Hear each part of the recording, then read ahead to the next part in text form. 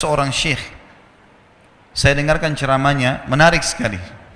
Saya tidak tahu orang itu siapa, tapi cuplikannya saya dapatkan dari seorang teman dari Jeddah yang mengirimkan ke saya. Orang ini cerita, syekh ini menceritakan, cuplikannya ada di HP saya. Dia bilang, saya satu waktu pernah ke Mesir, dan di Mesir ini saya lagi dari satu daerah mau ke Kairo, dari Iskandaria, satu kota, mau ke Kairo. Itu saya tiba di Kairo mungkin sekitar jam 2 malam. Pesawat saya selepas subuh harus berangkat kembali ke Saudi. Dia bilang, saya telepon pengurus masjid, saya mungkin mau mampir di masjid yang saya ceramah kemarin di Kairo itu. Saya mau tinggal di sana mungkin 2 jam, 3 jam istirahat. Nanti habis itu baru kemudian saya berangkat ke Saudi habis subuh. Dia bilang, saya masuk ke masjid, tiba jam 2 malam, turun dari mobil, saya lihat masjid, lampunya nyala semua nih. Kemudian setelah saya masuk masjid, saya temukan ada orang di mihrab, imam, lagi sujud, nangis-nangis. Luar biasa, tangisannya itu kalau orang dengar membuat orang yang dengar pun mau menangis. Jadi saking luar biasa dia merengeknya sama Allah dalam sujudnya. Kata syekh ini, saya pun sambil berdoa sama Allah, ya Allah kabulkan permintaannya orang ini. Walaupun saya belum tahu apa yang diminta gitu. Dia bilang selesai dia sholat, saya dekati dia, saya bilang, Masya Allah, doa apa ini? Luar biasa ini. Doa yang diikuti dengan tangisan di sepertiga malam menjelang subuh. Allah turun ke langit bumi, dikabulkan nih. Dia bilang, demi Allah syekh. Karena syekh ini orang Arab biasanya panggil, bisa orang pintar, bisa orang kaya, bisa orang tua. Jadi kalau antum dipanggil syekh, jangan bangga dulu ya. Karena banyak maknanya itu. Ya. Jadi dipanggil syekh. Dia tidak tahu, biasa juga di Saudi begitu ya. Kalau ada orang kita tidak kenal dipanggil syekh, syekh, sini syekh. Walaupun antum bukan syekh sebenarnya gitu. Ya. Maka dia bilang, demi Allah syekh. Dia tidak tahu kalau ini orang memang ulama gitu. Istri saya sekarang lagi dirawat di rumah sakit. Dan saya harus bayar 14.500 jenih atau ponnya Mesir. Saya harus bayar rumah sakit. Kalau enggak istri saya enggak bisa dioperasi. Ini sudah parah sekali. Kata syekhnya, jadi gara-gara itu kau sujud sama Allah. Dia bilang, iya, lanjutkan nangis sama Allah.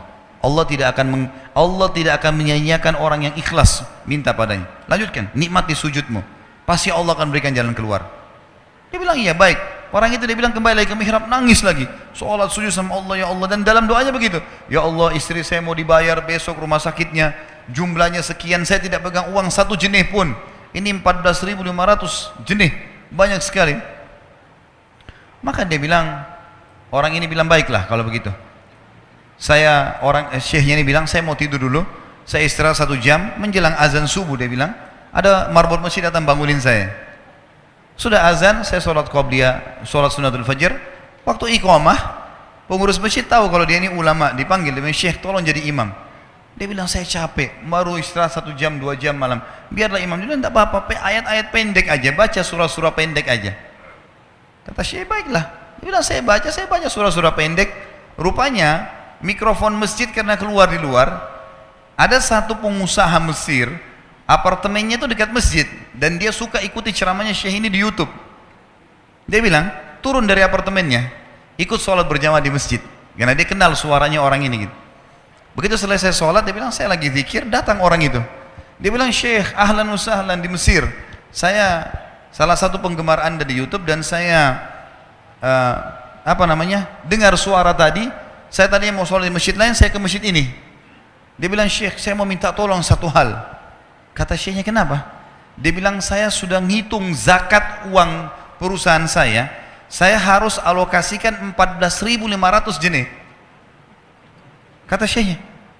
Orang itu bilang, saya mau alokasikan zakat saya 14.500 jenih. Kata syekhnya, saya nangis, dengar itu. Nangis, saya terisak-isak. Kata orang itu, kenapa anda nangis? Syekh bilang, saya nggak bisa jelasin. Dia bilang, saya nangis terus. Kemudian saya lihat ke kiri kanan di sof, mana orang yang tadi malam sholat tahajud tuh? Ada di ujung. Dipanggil sama syekh, fulan kesini, datang. Dia bilang, ceritakan masalah kamu apa? Dia bilang, syekh, saya punya masalah, istri saya dioperasi, harus bayar 14.500 jenih hari ini, kalau tidak nggak operasi. Kata syekhnya, tiba-tiba si pengusaha ini nangis-nangis. Orang ini juga heran, kenapa kalian berdua menangis? Dia masih bingung kenapa gitu. Kata syekhnya, biarin orang ini yang jelaskan. Yang punya usaha bilang apa? Demi Allah Syekh, saya sudah 1 minggu taruh uang ini di lemari saya, sudah 1 minggu. Setiap hari istri saya bilang, turunkan, lakukan haknya Allah, zakat itu keluarkan. Dia bilang, saya ingin dapat 1 orang yang saya kasih langsung, daripada saya bagi-bagi.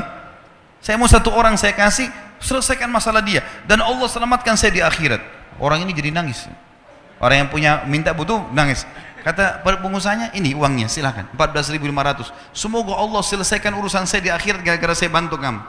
Kata syekhnya, demi Allah yang terjadi, orang ini, yang siapa namanya, orang yang punya uang ini, yang dikasih uang, dia tiba-tiba lupakan saya dan lupakan si pemilik uang. Dia langsung angkat kepalanya ke langit sambil menangis mengatakan, ya Allah, aku mencintaimu. Terpenuhi kebutuhannya, gitu kan. Kuasa Allah. Teman-teman, cuman kita selalu buru-buru. Kalau seseorang kita di perusahaan mau dinaikkan gajinya saja, mau naikkan jabatannya, dia harus tulis permohonan. Tidak mungkin juga baru hari ini dimasukkan kemudian ketuk ruangan di rootnya, mana permintaan saya kemarin, atau hari ini, nggak mungkin. Seminggu dia sabar, 2 minggu dia sabar, dengan berharap datang panggilan. Kenapa dengan Allah subhanahu wa ta'ala kita tidak begitu teman-teman? Banyak orang buru-buru, dan kebanyakan orang mau menggantungkan permintaannya kepada Allah hanya pada hal-hal yang kecil, hal yang besar tidak, atau sebaliknya, hal yang besar, hal yang kecil tidak.